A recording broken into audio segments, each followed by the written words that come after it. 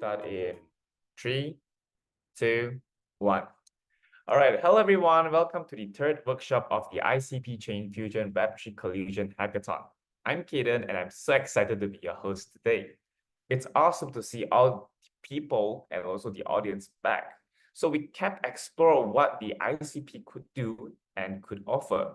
So today, with all the ICP program languages that I wouldn't say but provided by ICP, it's very important for everyone to know what ICP programming languages is to build anything on the platform.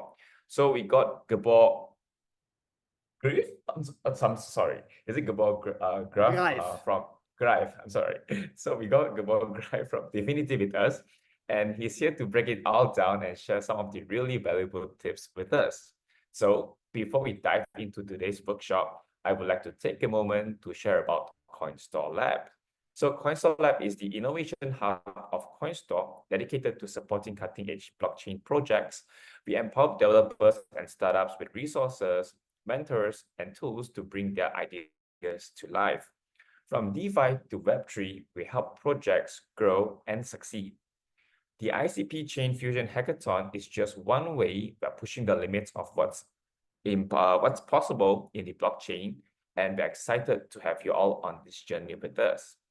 So next up, let me quickly reintroduce and highlight the ICP Chain Fusion Web3 Collision Hackathon, which is a 7-week event from August 10th to September 25th. That's all about the driving innovating in the Web3 space. Organized by Coinstore Labs and ICP Hub Vietnam, it's the perfect platform for developers to showcase ideas in DeFi, RWA, AI, GameFi, SocialFi, and NFTs. With up to $500,000 worth in prizes, we're excited to see what groundbreaking solutions emerge from all the hackers out there. Now, it's my pleasure to introduce our speaker for today, Gabor, which is a brilliant and, like I would say, you're one of the great engineers from the Divinity. So he'll be sharing his expertise on the ICP programming languages, offering valuable insights into how they work and how we can use them to enhance our project. So one thing Gabor told me would be, if you guys have any questions, feel free to type in the chat. So I believe on the YouTube, you can just comment on the comment sections, and also on the CS Live, you guys could provide some questions, and we will collect them at the end of the live stream. Before the stream ends, and Gabor would answer most of it. All right, so please join me in welcoming Gabor. And one thing I will say before Gabor speaks, one, he's an educator at heart, has been involved in programming for a very long time, more than willing to engage, discuss, and further elaborate on some of the core concepts. So if there's anything, please do not be shy in asking Gabor directly. Okay, so welcome. Let me share my screen. Okay. So first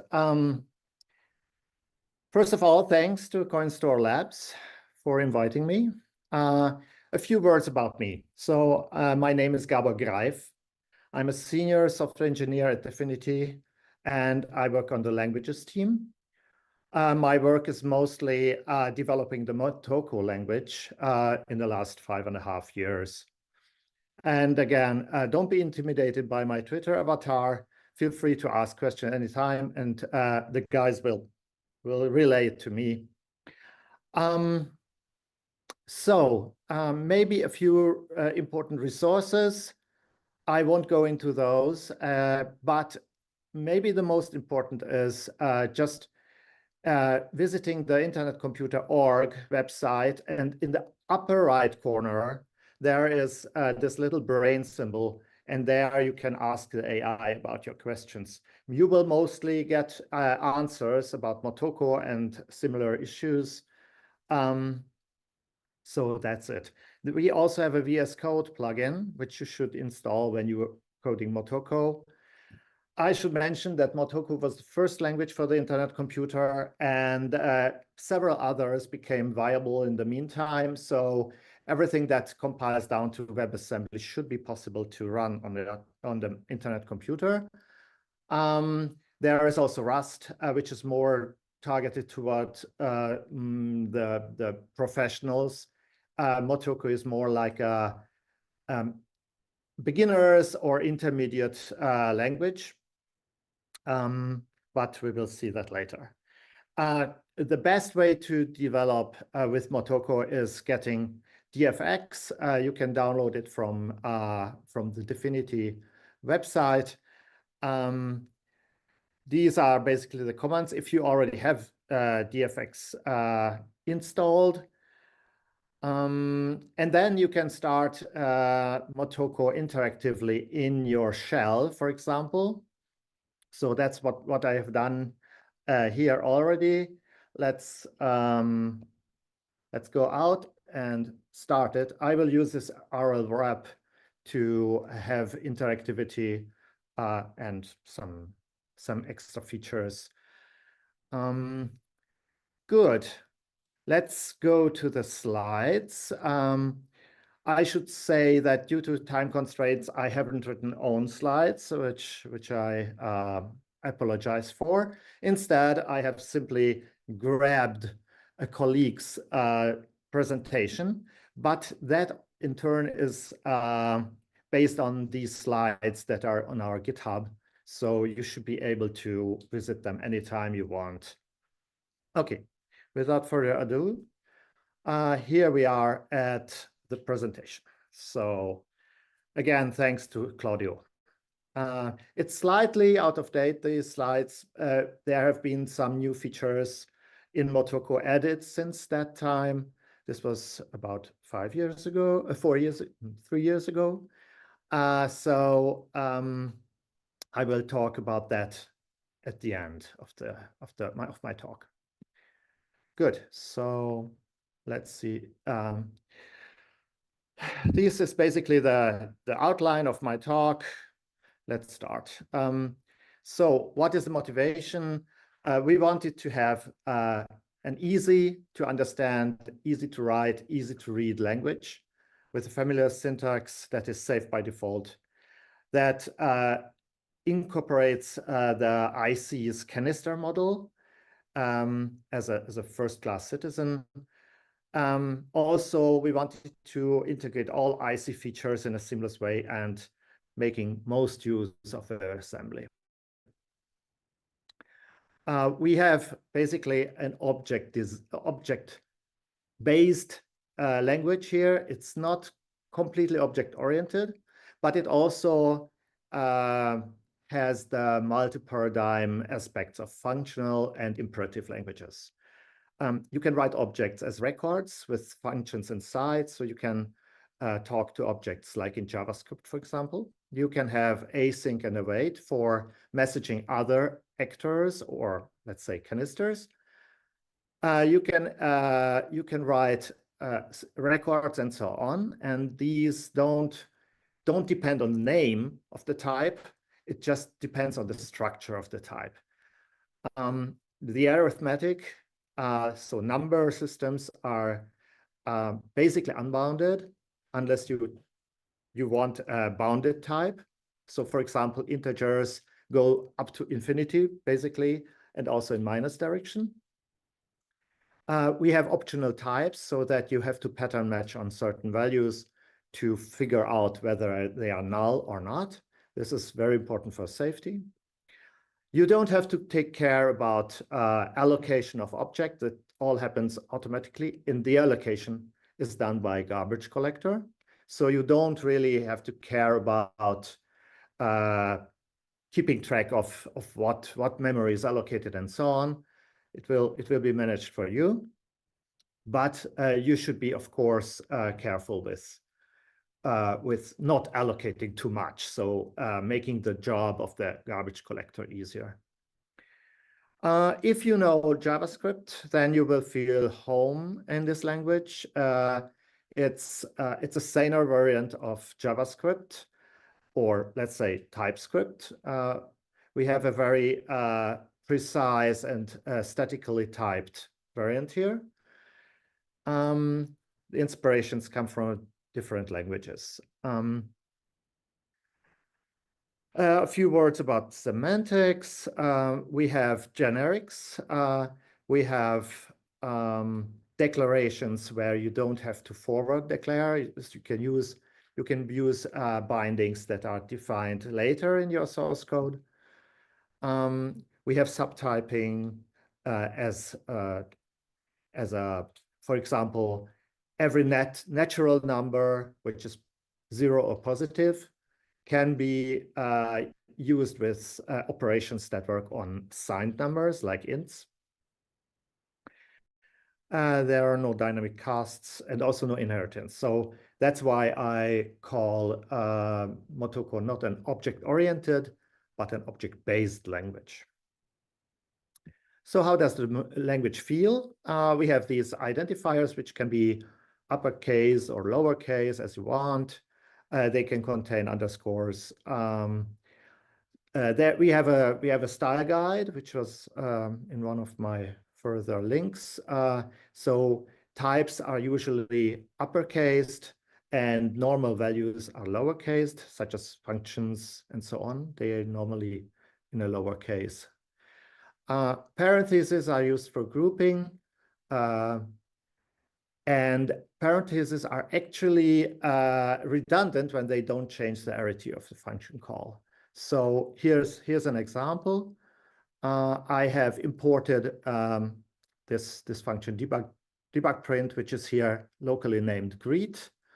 As you can see, it takes a text to void, and I can call the greet function with an argument that is in parentheses, but needn't be. So if you prefer the bash style of not using parentheses, you can do that too. So it works.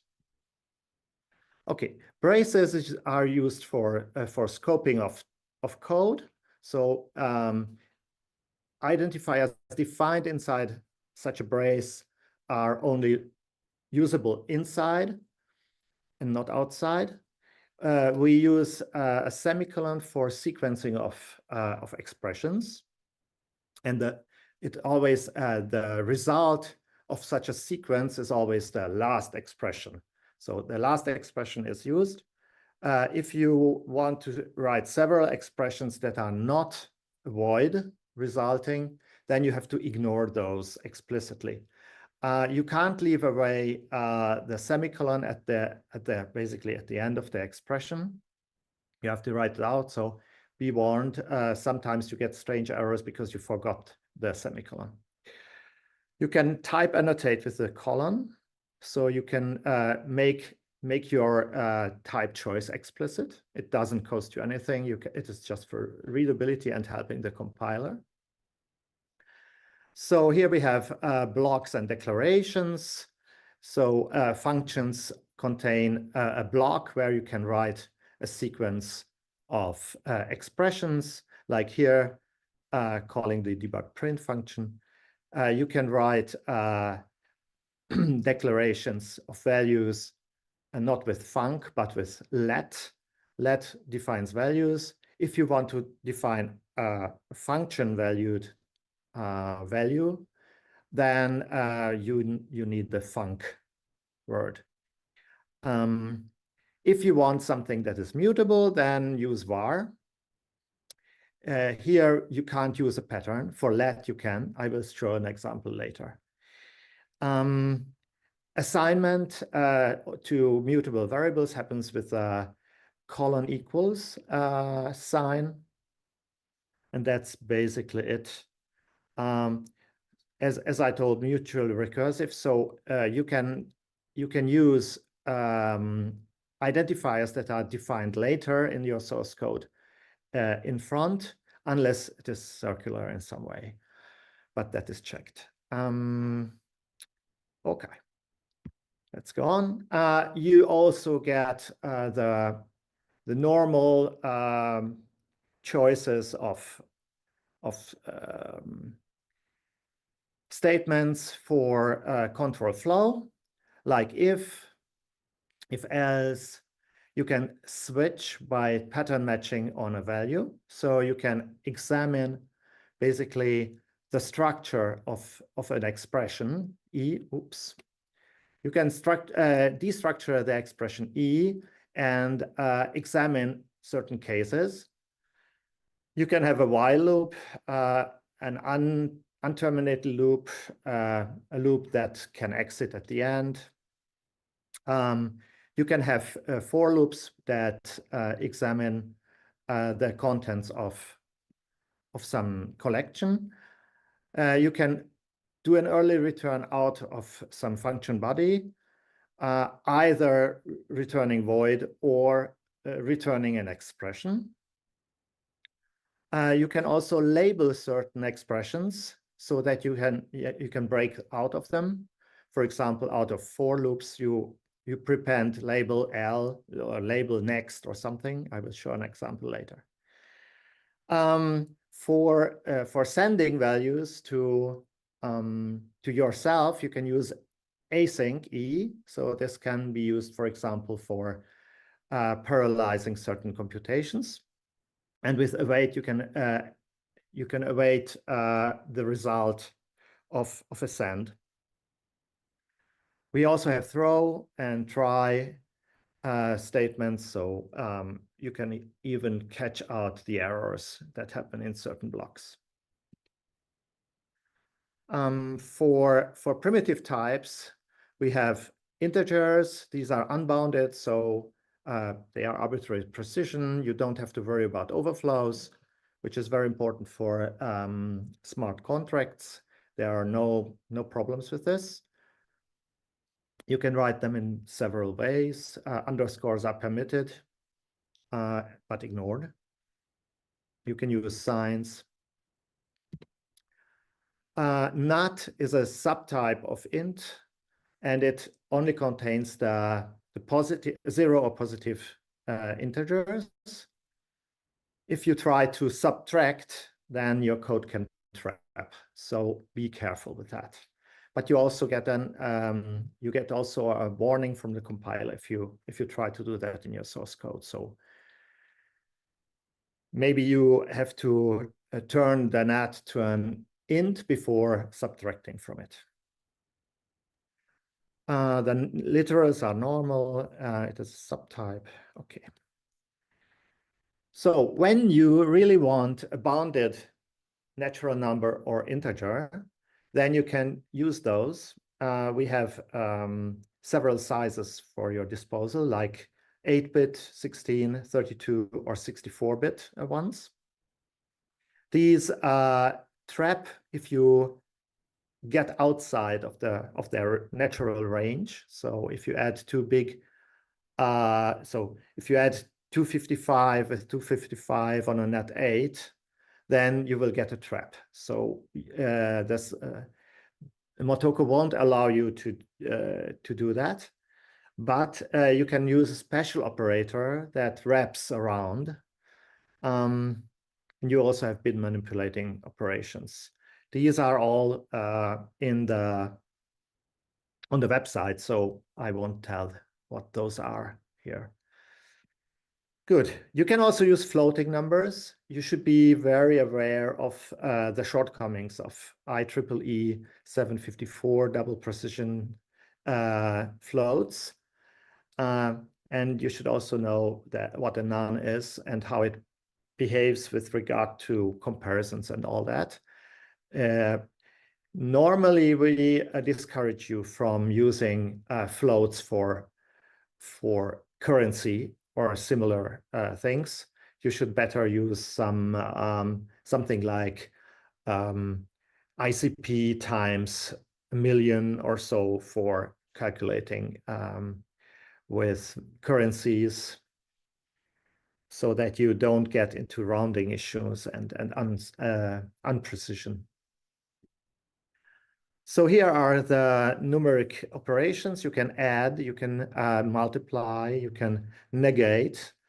You can also modulo, and these are the bitwise operations. So you can shift around, and then there we have a variety of wrapping operations where when you go outside of the range of a bounded precision integer, you come back at the other end. So these are a bit more, these are longer operators. They are normally postfixed with this percent sign. Good. Then, of course, we have text and characters. Text is not random access, so you can't get the fifth character with indexing. You have to start walking from the beginning. This is because all our text is internally Unicode, and Unicode has a variable byte size characters. So to know what is the fifth character, you have to walk from zeroth to up to the other up to the character you want to be at. We have concatenation. This is this hash mark sign. You can concatenate strings with this. Of course, we have true and false as booleans, and the logical operations are written out as or and and. You cannot use not for Boolean negation. To examine the value of a Boolean, you can use if. So you write if and then an expression, and immediately followed by the true expression and the else after it. But the else part is optional. So you can also execute commands just when the Boolean is true. What about functions? We have function types which are written with this arrow sign. So, oops. So if you have a function, you will see the argument in the front of the arrow and the result type after the arrow. You can also have multiple arguments, like if you want to divide and receive the result as well as the remainder, you can write such a function. Then we can have generic functions also. These have a special type that is prefixed by the type parameter. This is just like in Rust or in C#, for example. I should mention that functions are first class, so you can put functions into data structures, you can pass them around as arguments and so on. And our Motoko base library makes good use of that. Good. How do you declare functions? It's pretty much straightforward, like you expect. That's, I think, should be enough to show. Types. We come now to the more involved types.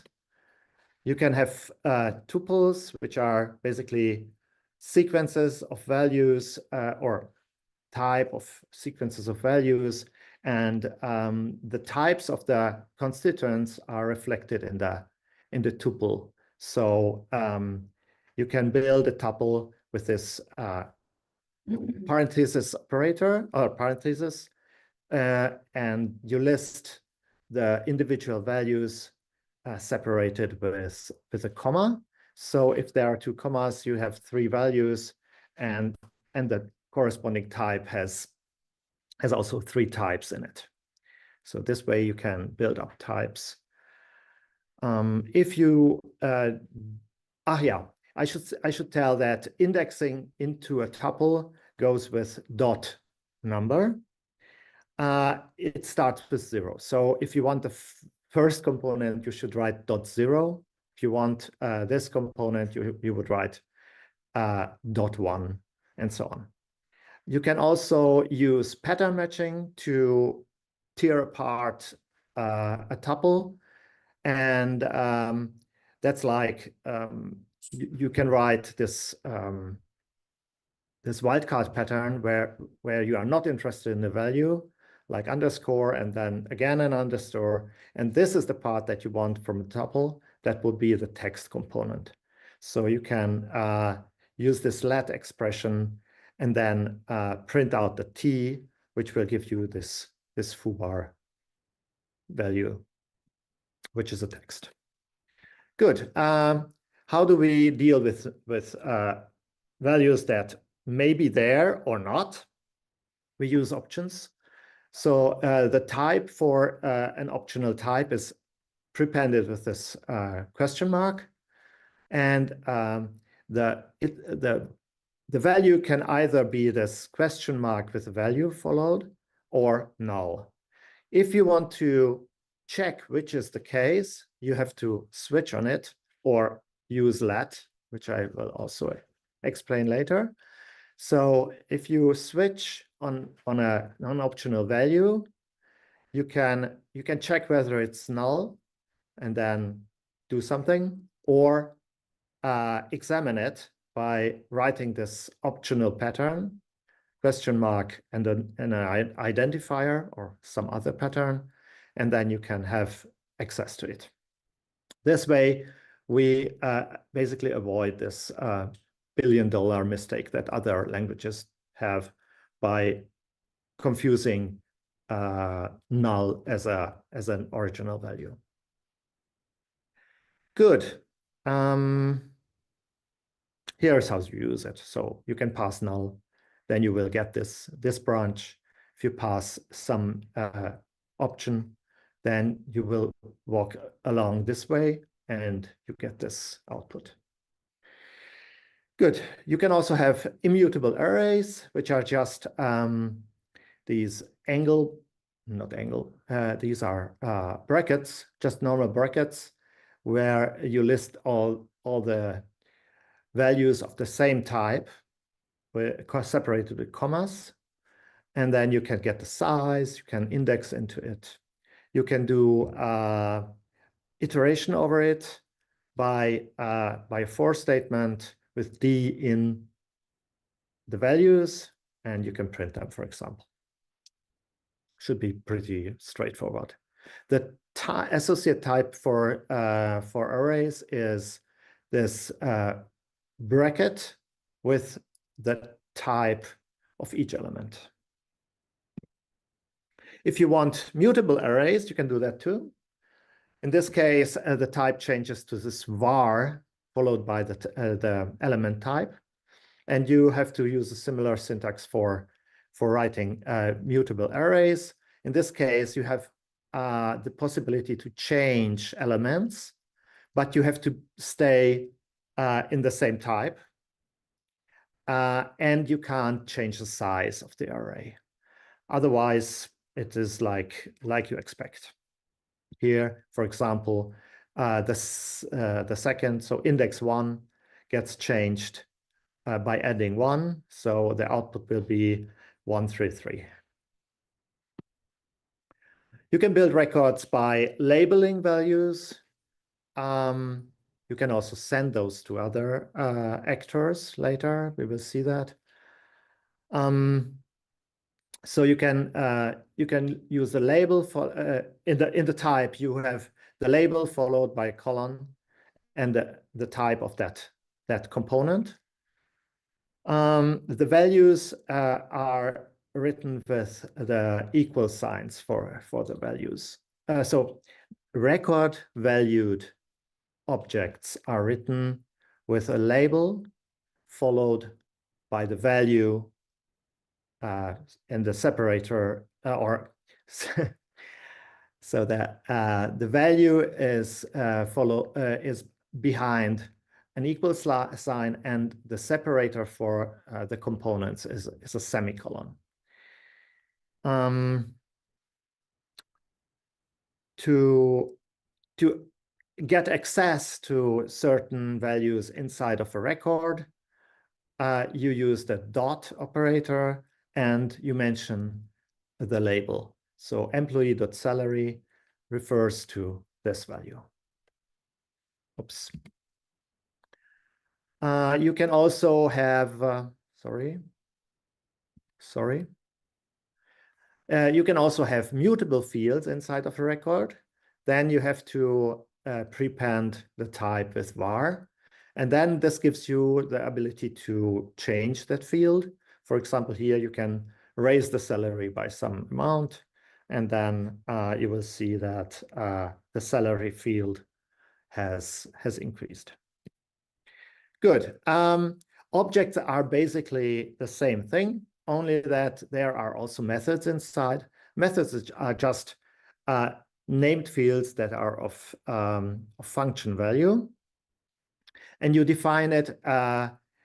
It's a bit different syntax. You write it as a block, and you have to declare which fields should be visible from outside. So public is the keyword for that. You can have variables inside, and you can define public functions, for example. You can define non-public functions, which are private. And then each function here has access to all the bindings that are in the scope. So you can basically write objects by the syntax. Normally, you won't write objects directly. You want to have factory for them, yeah. And this is where classes come into game. And these are just a function that takes certain arguments and builds an object for you, and then it returns it. It also defines a type, which is comprised of the public fields of the object. So you will see that certain things like salary is not appearing in the result, but it's of course available for the methods of the object, and you can use the abstract methods basically to manipulate the object.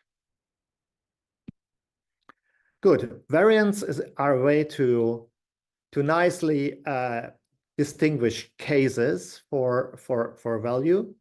So the well-known enums are one possible use case for this, but our variants also can carry around some extra payload. So in that case, the type would be something like the variant followed by a colon and a type. So you can also attach some payload to each variant, and these payloads can be different for each, but that's not shown here.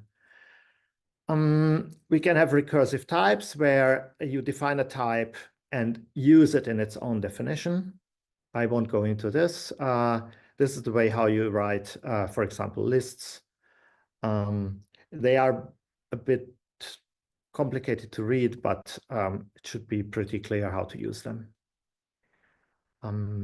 Okay.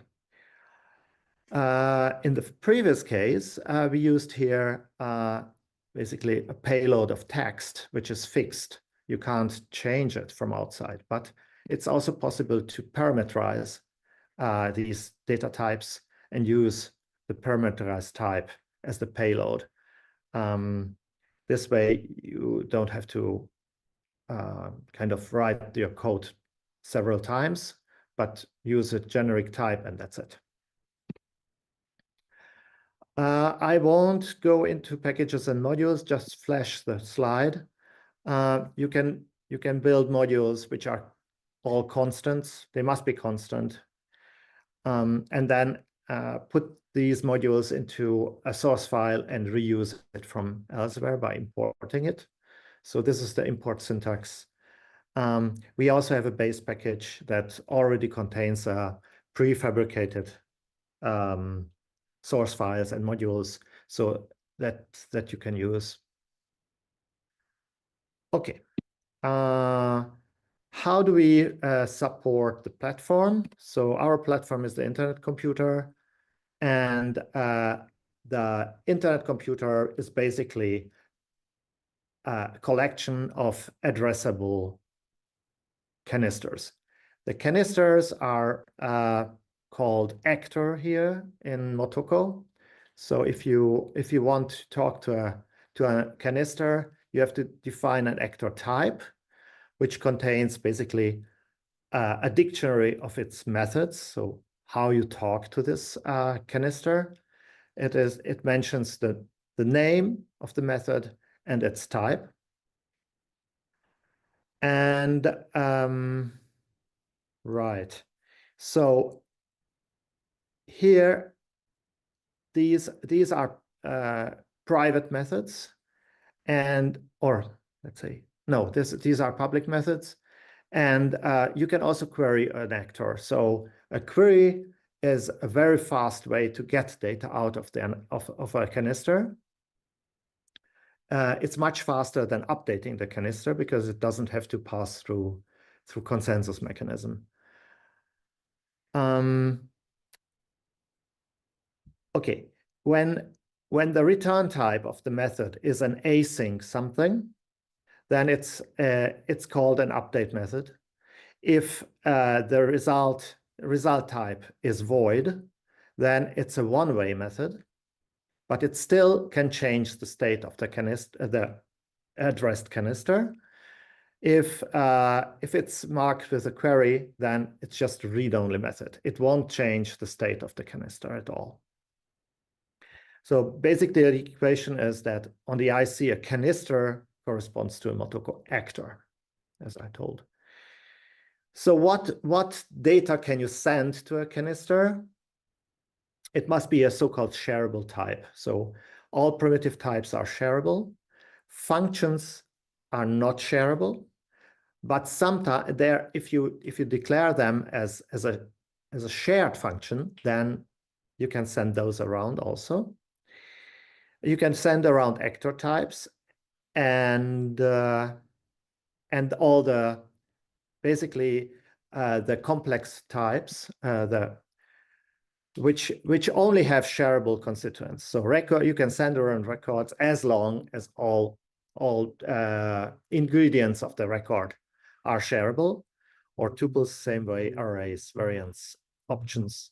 These can be sent around, but the restriction is all the internals must also be shareable. What is not shareable? Mutable fields in a record, or mutable elements in an array. You can't send local functions. And when you have something like an object with methods, you can't send that. So here is an example of a complete actor where you import something, you import the array module, then you can use it with array.something. You define a type, you define some state, you define some public method that is an update method, and which is basically a one-way method. So we don't see an async return type here, so it's one way. And then you can also write an update method that returns some value. Good. There are two ways to send messages. You can send message to yourself, to the same actor you are in. That would be written, that would get type async t, where the result type is t. But you have to await it to get to this type.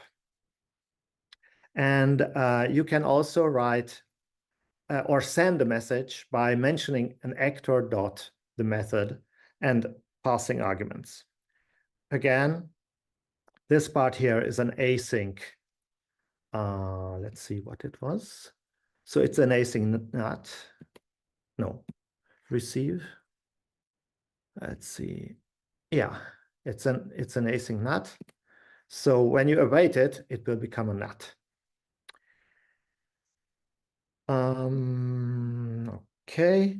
If you want to handle errors and not propagate them out of your dynamic scope, then you can use try here, put this block here and catch for the error, and then you can examine the error and handle it. Be very careful with awaits because while you are awaiting, another message, a concurrent message, can come in and change your state. So here, you set the sum to some value, and you begin to await messages, which can be a longish process. And if now somebody else sends you this message, then the sum will get reset again. So while iterating over while iterating in your first message receive, a second message receive can happen, which changes your state and which can basically destroy your iteration variable. So in this case, one should use local variables, not global variables. So this a state is not shared. Instead, it only affects your local environment. But this should be clear, only that you should be aware of it. Let's see.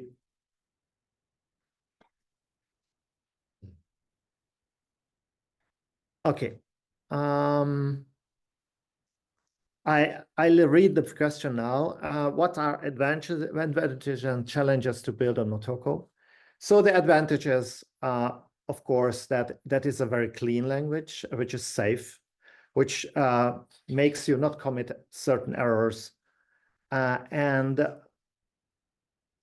the disadvantages learning a new language, basically, but it shouldn't be so painful. It's a nice language to learn. And yeah, there are a few Motoko programmers out there, but you can be one of them in a short time. So no worries. Just read the tutorials or listen well to this presentation, and you will be a Motoko programmer in no time. Good. Let's get back to the presentation. You can also import certain canisters that are already installed on the IC just by mentioning them. So let's say you have a canister already installed, which has a certain address. You can import it either with the IC colon URL and mentioning the address, or you can use the canister URL, but then you have to define the association to the actual canister address in your DFX JSON file, which is just one indirection, but abstracts over the exact address. This is useful, of course, if you do local development, where the address can depend on whether you are working locally or in the real IC. Yeah, so to work with these, you can of course use then the imported value as an actor and talk to it directly. Yeah, in newer versions of DFX, DFX takes care of importing the dictionary of that actor, so you don't even have to define the interface definition for it. So what we have, next thing. Okay, I will just jump over this. You can use the compiler to generate an interface definition for you from an actor module or actor itself. Right. The candid language is tightly based on how you would do it in Motoko. It's not very different, but for now we can work without that. Good. We should now talk about addresses in the IC. Addresses on the IC are called principals. Principals can be addresses of actors, but they can also be external entities. So like when you connect via Web2, normal browser interface to an actor or a canister, then the sender of messages will be that browser instance. And that browser instance will be associated to either some anonymous principal, or it will be, if you log in via NFID or internet identity, it will be that principal of that identity. So it will be your identity which you choose to communicate with the IC. And if you want to know in a method who is calling, then you have to declare it in this way, a public method with this shared context information, and then you can access in the context information the caller, which is then a principal, and then you can basically do access control, checking or whether it's an anonymous caller, or you can check whether it is already registered in your database and which role it has. Okay, this is basically about how to handle errors. I already mentioned that there is the possibility to throw errors, but also to examine if some method call did throw or had an error, and you can catch the error and display it or analyze it. These are now, yeah.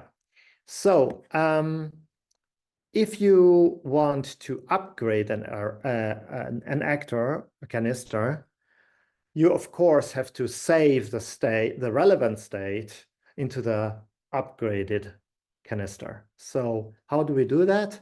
We just declare the variable as stable, which means it is preserved in upgrades. You can have optionally, you can have hooks that are called on before the upgrade happens and also after the upgrade happens, so that you can manipulate those stable variables or other variables as you want. But for your purposes in this hackathon, probably it's just enough to declare a variable as stable, and then it will be persisted along upgrades. You will lose, though, if the type changes. So if the new version of your actor, the type changes to some incompatible type, then you will get a warning that this stable variable will be lost. And if you really want to go on with your upgrade, yeah. Good. We have seen several things about the type system already. These are just a few extra ideas. So we have a structural type system where only the labels and their types define the type, and not the name. So stack is just an abbreviation. Good. For variants, the subtyping rule is that the subtype contains less possibilities than the supertype. So if you have a weekday, that works as a day anytime, but not the other way around. So if you have a weekday, if you have a day, you can't turn it into a weekday. Yeah, because it would mean that certain cases like Sunday and Saturday are not covered. So this is basically the rule. Good. For records, it's the other way around. So you can always ignore certain fields and still handle the value. So every employee is a person, but not every person is an employee, okay? Because there is this extra field. Good. So we are almost at the end. So let's talk about a few things that I have not covered. Polymorphic functions can be defined with a certain type bound, which is an advanced concept. I haven't covered how for loops use iterators to walk certain collections. I haven't covered actor classes where you can on the fly instantiate canisters on the IC with just one function call. We have a debug show construct that can convert almost every shareable value to a string.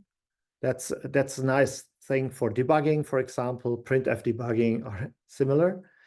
Debug E means these expressions only happen when you define something like, so let's see, if you call a mock with -- release, and then say debug,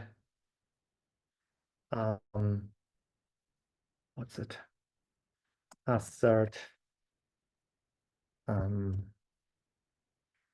4 equals 6. I know it's like this. Sorry. Then nothing happens, okay? If you, however, run in debug mode, which is the default, then it gets executed and you get this execution error and assertion failure, okay? So this is basically the debug functionality. I haven't talked about the do question mark, which is also for working with options. It's a very nice way of bailing out when something is not an option, but null. You can use this assert as I showed, and there are several tools. Good. That's basically my presentation. Let's see what's on the plate. Okay, so in the meantime, Motoko has evolved, of course. This was a presentation from 3 years ago. In the meantime, I have added a feature that can merge records. So, for example, you can have a small kind of database, okay? Let's say, you can have these bindings, base 1, base 2, which are records. And let's say a new value is 42. And there is some other value, which is some variant. And then you can add this. This defines all these bindings, okay? Here we see this is a record with a B1 field, another record with B2 field, which is a character, and so on. And now we have this interesting syntax to merge records. This base 1 should be merged with base 2, and also in the same step, add 2 new fields, which should be field A with a value of 42 and a field B with value this guy. So let's see what happens. We see that there is now a bigger record. This is the new record. And this is the new record type. So B1 is still there. B2 is merged into it. There's a new field 42, and there is a new field with this value. Okay, the type is accordingly the same. So you can inspect it in the interactive variant of Motoko. So this is very useful if you have several database tables, like several arrays or whatever, and you want to join the values and present that to the user as a result. It's very handy. Then we also have a new way to pattern match with let, which allows you to do some default processing. So I'll copy this little database, which contains basically structured data, the gender and the name, and so on as an array. And now we can, oh, I think I have not imported this. Right. We import this greet function now. And here we have a for loop. The for loop walks the database and pattern matches on the elements. But it mentions a pattern that has female as a criterion. First field of the record first field of these tuples should be like female, for example. And then we extract the name and bind it. But of course, this first field of the tuple can be something else. It can be the M variant, okay? The male one, which means in this case, you get a pattern match failure. It won't bind the name. Instead, it will choose the escape route. And this means that what comes after the else is optional. You can do some escape action. So in this case, you will just advance to the next element in the next row, basically, in your little database. And this means if you run this code, then you get the expected thanks for organizing, Kelly, and all the other organizers. Yeah, that's basically it. My presentation is over. I hope I stayed in the time limits. I didn't, so I apologize for that.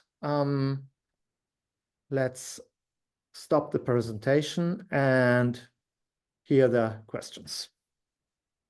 All right, no worries, Gabor. I mean, it was a well presented presentation, and I actually really enjoyed it. And I believe most of the viewers, also the hackers out there tuning in, they actually do enjoy this. Personally, I do, and I appreciate the what you've been sharing.